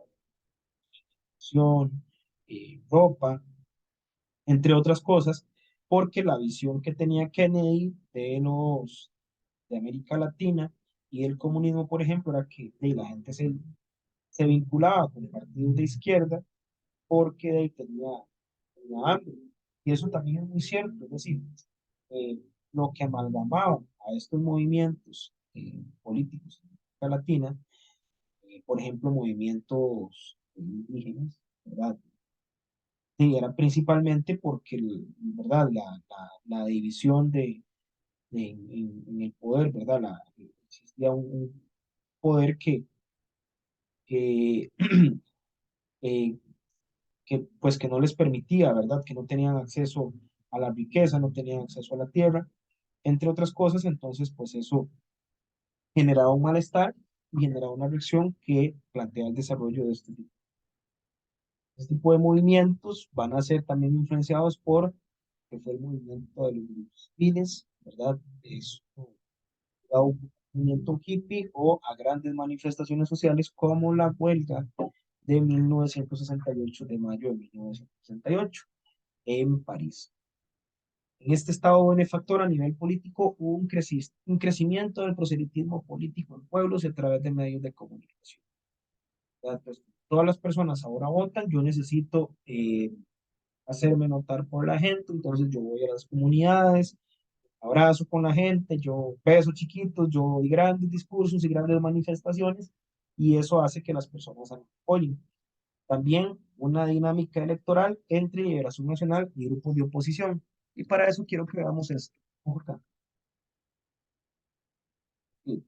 Estos son los gobernantes de 1948 a el año 2016. Entonces, pongamos atención acá. Ilulate, Partido Unión Nacional, Mario Echandi, Unión Nacional. ¿Okay? Esto es como la vieja guardia, ¿verdad? Viejos partidos. Liberación Nacional ha gobernado Costa Rica 1, 2, 3, 4, 5, 6, 7, 8 en 9 ocasiones. Es el partido político que ha gobernado veces. Posteriormente, hacia los años 60, va a surgir la figura de un profesor llamado José Joaquín Trejos Fernández y que llega al poder por el partido Unificación. Estos partidos políticos, Unificación y más adelante Coalición Unidad, son antecesores del partido Unidad Social Cristiana. Este partido, Unidad Social Cristiana, gobernó Costa Rica en 3 oportunidades. En el 90, en el 98 y en el 2002. Y bueno, aquí la presentación termina hasta acá, pero ya sabemos que después de Luis Guillermo Solís viene Carlos Alvarado, que son los dos gobiernos del PAC, y ahorita el gobierno del Partido Progreso Social Democrático de Rodrigo Chávez. ¿Okay? Entonces, vemos que hay una alternancia en el poder, ¿verdad?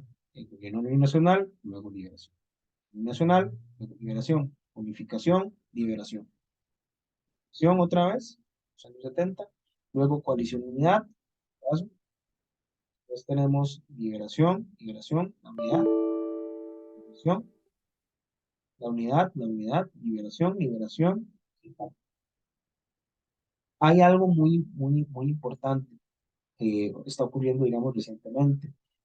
Esta última elección en la que ganó el presidente Rodrigo Chávez y perdió el candidato Manuel Figueres Olsen, es la primera vez en lo que el Partido Liberación de Historia en que después de 2 elecciones no queda.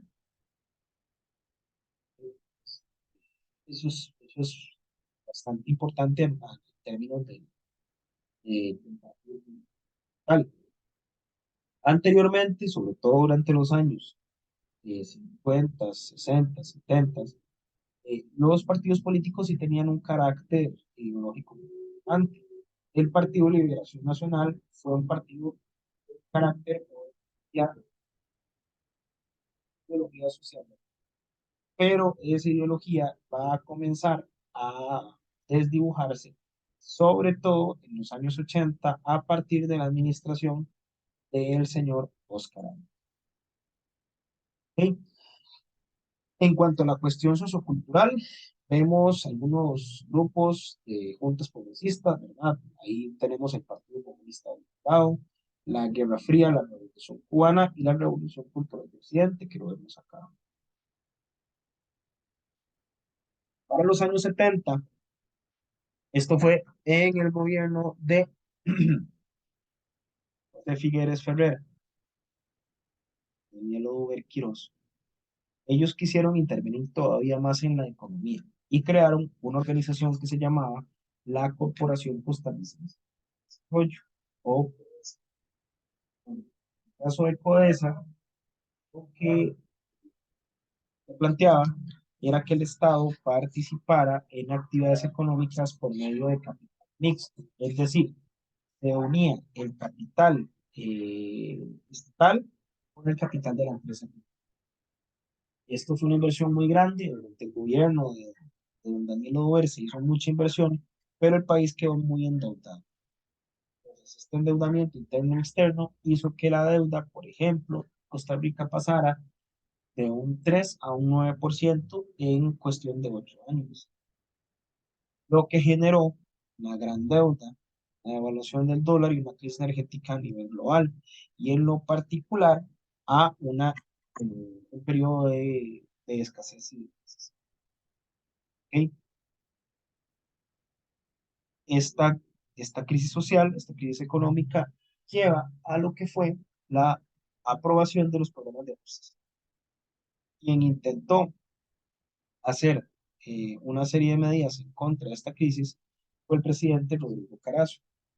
Rodrigo Carazo, por ejemplo, desarrolló lo que son los estancos del CNP y las ferias del agricultor. Entonces, el estanco del CNP era como decir un supermercado tipo Mega Super o Calibo, algo más pequeño, donde las personas podían ir a comprar, pero no podían ir a comprar lo que quisieran. Es decir, tenían limitaciones en qué cantidad de cosas podían, porque había escasez. Costa Rica en ese momento apoyó la revolución sandinista de Nicaragua bajo la figura del presidente Carazo, y eso valió para que Costa Rica fuera sancionada. Entonces se generó una especie como de bloqueo económico. Para salir de la crisis de los años 80, lo que se planteó fue una reforma del Estado por medio de los programas de ajuste estructural. Básicamente, la política económica del modelo económico costarricense, que es economicista, monetarista, neoliberal, es la disminución del tamaño del Estado y la incorporación de la empresa privada en actividades que antes hacía el Estado. Entonces, por ejemplo, nosotros hemos visto incursión de empresas privadas, por ejemplo, en el ámbito de salud, educación, banca. Entonces, estos programas de ajuste estructural son créditos con organismos financieros internacionales, con los gobiernos de Luis Alberto Monge, Óscar Arias y José María Figueres. Estos programas de ajuste estructural pues plantean la reducción del tamaño del Estado, lo que eventualmente implica pues una menor participación del Estado en la economía, en lo social, lo que a su vez influye en pues una menor cobertura, una menor calidad de los servicios que brinda, que brinda el Estado costarricense. El último aspecto en cuanto a la brecha y la realidad social, tenemos que desde la fecha de confección del libro, ¿verdad? Sí, este libro es como el 2012, 2015. El 2015 hacia acá, pues tenemos un estancamiento de la pobreza en un 20%, ¿verdad? Previamente, el último que logró reducir un poco el gobierno que logró reducir la pobreza fue el gobierno de Rafael Ángel Calderón Fournier, eh, y un ensanchamiento de la brecha social. De hecho, ese porcentaje, como les digo, de pobreza probablemente haya aumentado, ¿verdad? Actualmente, por efectos de situaciones económicas a nivel internacional, políticas estatales y sobre todo también de la pandemia. Hay una desigualdad en la distribución de la riqueza, un empeoramiento de los servicios públicos. Por ejemplo, lo vemos actualmente con el tema de las crisis, digamos, de la Caja Costarricense de Seguro Social, donde no hay suficientes, por ejemplo, servidores, ¿verdad?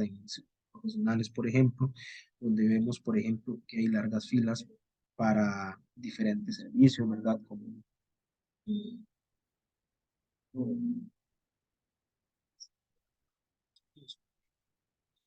y vamos a ver una migración también del campo a la ciudad, ¿verdad? Costa Rica, pues, justamente es un país muy centralista políticamente y económicamente también. Entonces, eh, pues hay sectores del país que han sido olvidados, ¿verdad? Podemos hablar, por ejemplo, de las personas de las zonas costeras, de las personas de las zonas indígenas, ¿verdad? Vemos cuestiones como como el asesinato de líderes indígenas, por es un ejemplo. Y en las zonas costeras estamos viendo un problema bastante serio hoy en día de inseguridad, ¿verdad? ¿Por qué? Porque la gente está molesta, porque no hay oportunidades y usualmente pues esos vacíos de oportunidades y esas carencias económicas llevan al desarrollo de problemáticas muy graves para el país, como lo es el tema del narcotráfico y todo lo que es. También tenemos el tema de la migración, ¿verdad? De personas nicaragüenses al país, ¿verdad? En busca de trabajo, ¿verdad? Ahí pues la situación política es también bastante extrema, ¿verdad? En relación al gobierno autoritario o abiertamente dictatorial de Daniel Ortega, ¿verdad? O de la dinastía Ortega Murillo y algunos otros movimientos sociales, ¿verdad? En Costa Rica, pues eso es algo que sobre todo el 2018, 2019 para acá, eh, ha venido un poco menos, pero ya vimos que, por ejemplo, en estos días se manifestaron algunos sectores de agricultores y demás, y pues esos movimientos sociales han tenido su importancia, ¿verdad? Y movimientos, ¿cierto? Este tratado de libre comercio, pues, tuvo un manejo un poco tendencioso, ¿verdad? Por parte de algunos medios de comunicación, porque prácticamente se planteaba que si Costa Rica no aprobaba ese tratado, prácticamente iba a ser la ruina para el país, ¿verdad? Se dieron cuestiones aspectos o decisiones bastante cuestionables, ¿verdad? El famoso memorándum del miedo, de una política que había que ver que asustar a la gente para que aprobaran el tratado de libre comercio. Eh, Vemos una pugna política en las primeras décadas del siglo entre el PAC, en este caso encabezado y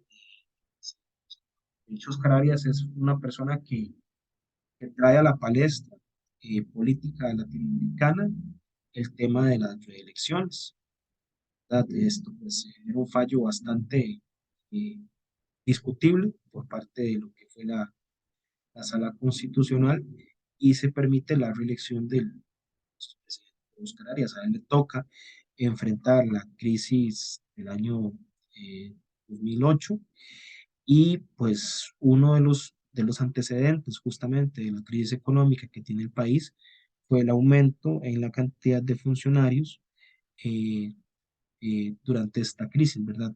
En la caja del seguro. También un ingreso a empresas a vender servicios como telefonía, ¿verdad? Por ejemplo, el caso ¿verdad? Después de la aprobación del Tratado de Libre Comercio, ¿verdad? Empresas como Claro, Star y demás, y un proceso de privatización de municipales. Esto, por ejemplo, hay algo que fue muy problemático, que fue el tema de la declaratoria de interés nacional de la minería a cielo abierto. Este, Esto pues fue un movimiento llevado a cabo por personas principalmente ligadas a movimientos ambientalistas y pues lo cierto fue que, ¿verdad? A pesar de que se estableció el interés nacional de esta actividad, pues es una actividad sumamente dañina para el medio ambiente. De hecho, actualmente hay personas en la zona de Cutis de San Carlos que están tomando agua contaminada porque el oro, para poder separarlo del resto de los materiales, pues hay que hacer un proceso químico con productos químicos muy importantes, ¿verdad? Como mercurio, cianuro. Finalmente, en la actualidad, a nivel político, tenemos una crisis del petróleo. Entonces, usualmente las licencias, pues el mantra que se repite generalmente es votar por el cambio, ¿verdad? Es como algo que se va repitiendo, la figura nueva y el cambio, el cambio, el cambio. Pero, ¿qué tipo de cambio queremos como ciudadanía? Ese es el asunto, ¿verdad? ¿Por qué? Porque, por ejemplo, nosotros hemos visto ejemplos en toda América Latina que donde no se tiene claro qué es lo que usted está buscando, pues acepta lo que le llegue, ¿verdad? Entonces eso puede generar gobiernos de carácter autoritario, ¿no? Eso de, no sé, se me ocurre en este momento El Salvador,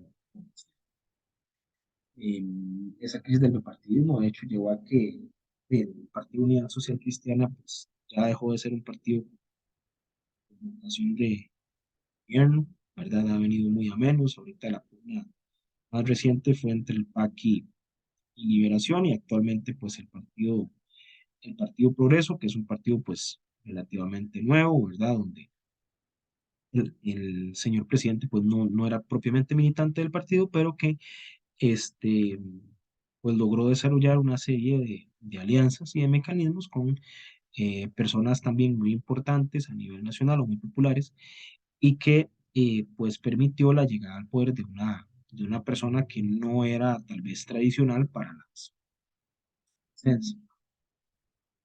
Tenemos lo que fue la estructura de relaciones diplomáticas con China, esto durante el gobierno de Oscar Arias, y lo que es el tema de la cartera, ¿verdad? Lo que es este modelo de concesión de obra pública. Entonces, el MOP existe prácticamente como un cascarón, porque la obra pública lo que se hace es que se concesiona, es decir, se abre una licitación y hay una empresa privada que no toma ese tipo de decisiones. El asunto es eh, que luego es lo mismo, se plantea que lo privado es de mayor calidad, pero si no existe competencia, pues esa calidad también se puede ver.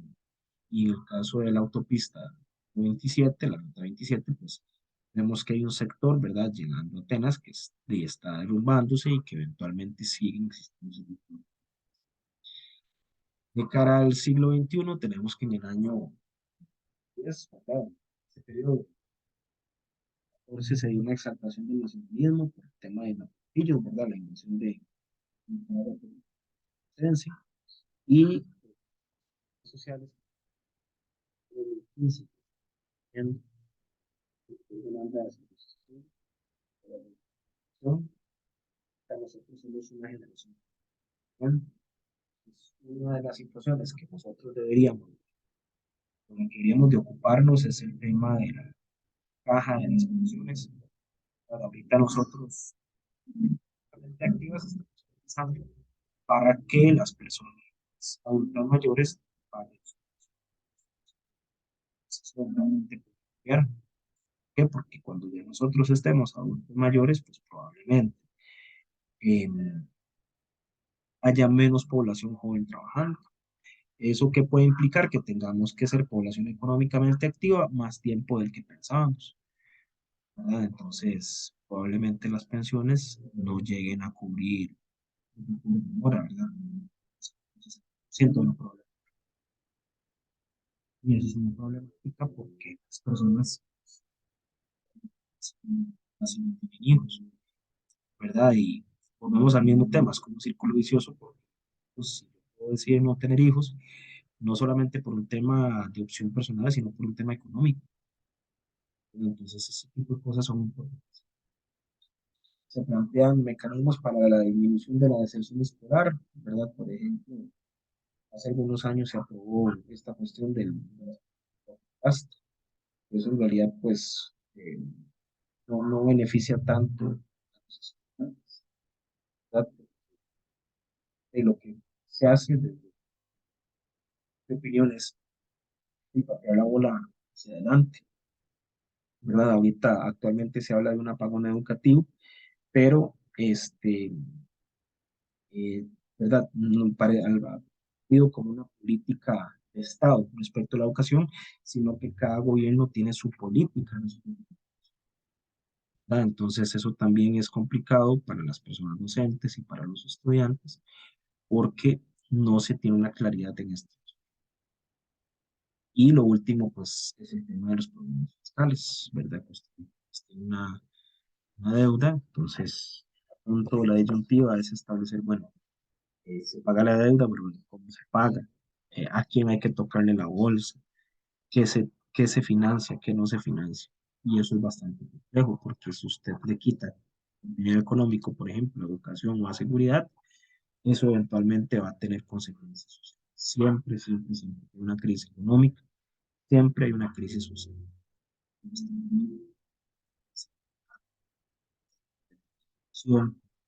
Ah, Son momentos muy complejos, donde ojalá pudiera fuera algo de cada uno.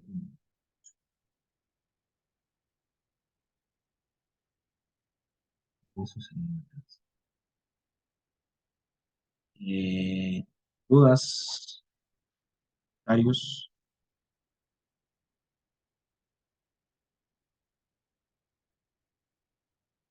Estoy en la plataforma. Me preguntaban por el tema del proyecto.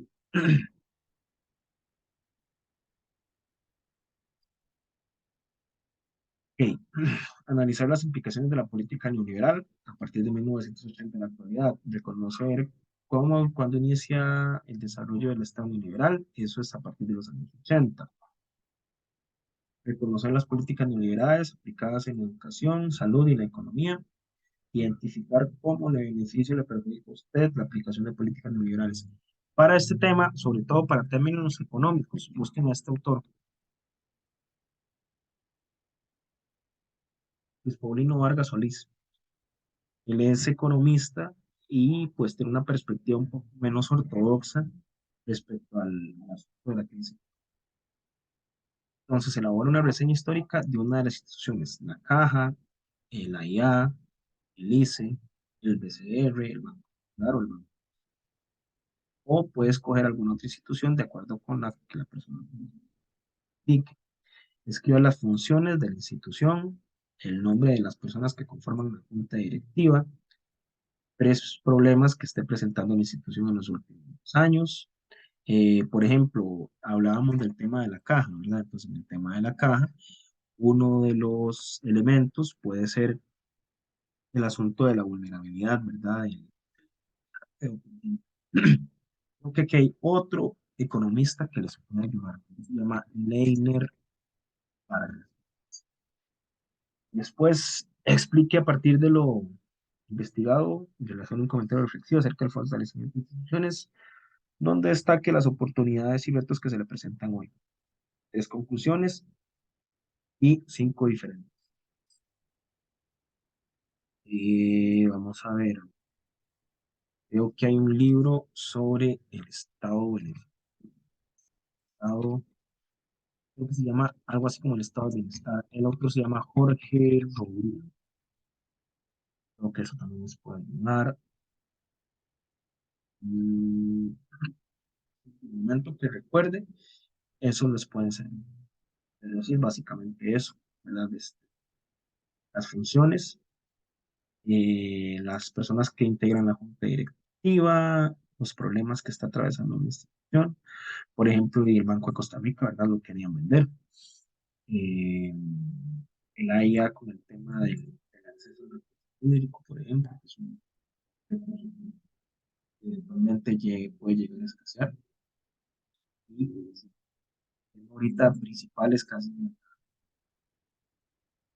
paz social de Costa Rica o la diferencia que tuvo Costa Rica, ¿no? Regiones en América Latina, es porque existe eso le da paz a Costa Rica. Si nada está mal, pues probablemente eso no genere seguridad, ¿verdad? Puede generar frustración porque la caja es el seguro social, es algo que usted, el trabajador, paga, que el patrono también paga y que el Estado también. Obviamente el Estado no ha pagado de manera tan eficiente.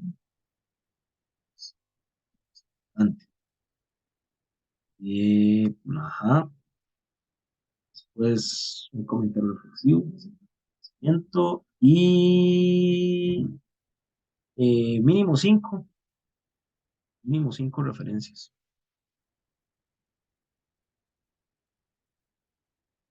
Puede buscar sobre estos autores en web o puede buscarlos por parte.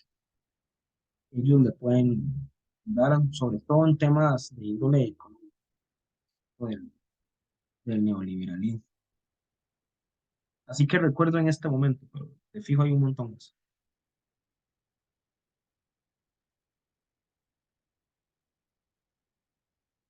¿Alguna otra consulta? Profe, Hola, Roxana. sobre la institución, digamos que yo escogí la caja. Eso es a Ajá. nivel, digamos, central, digamos, allá en San José, a nivel acá de donde yo vivo. No, o sea, a nivel Costa Rica, a nivel país. Ajá, como la O sea, central, ajá, digital. porque sí, porque digamos, usted, digamos, lo que usted tiene en su comunidad es una sede de la caja, qué sé yo, puede ser un EVAIS, un hospital, un CAIS, ¿ya? Pero aquí es de la institución como tal, la institución que engloba a todas las demás dependencias de la caja. Ujú, Igual sobre ok. la caja, como les digo, han habido N cantidad de noticias sobre el tema de, qué sé yo, el hackeo, el tema, bueno, de la pandemia. O sea, ustedes vean, les estoy ayudando con el trabajo. Ustedes, dentro del tema de la importancia, vean la respuesta que tuvo Costa Rica en la pandemia.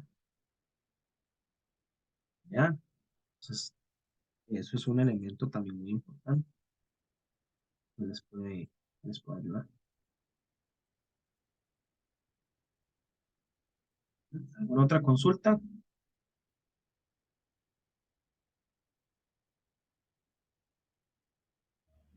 No, de mi parte eso sería. Entonces, quedaríamos por acá y cualquier duda. Oro, bueno, y pues así. Ustedes, hasta luego.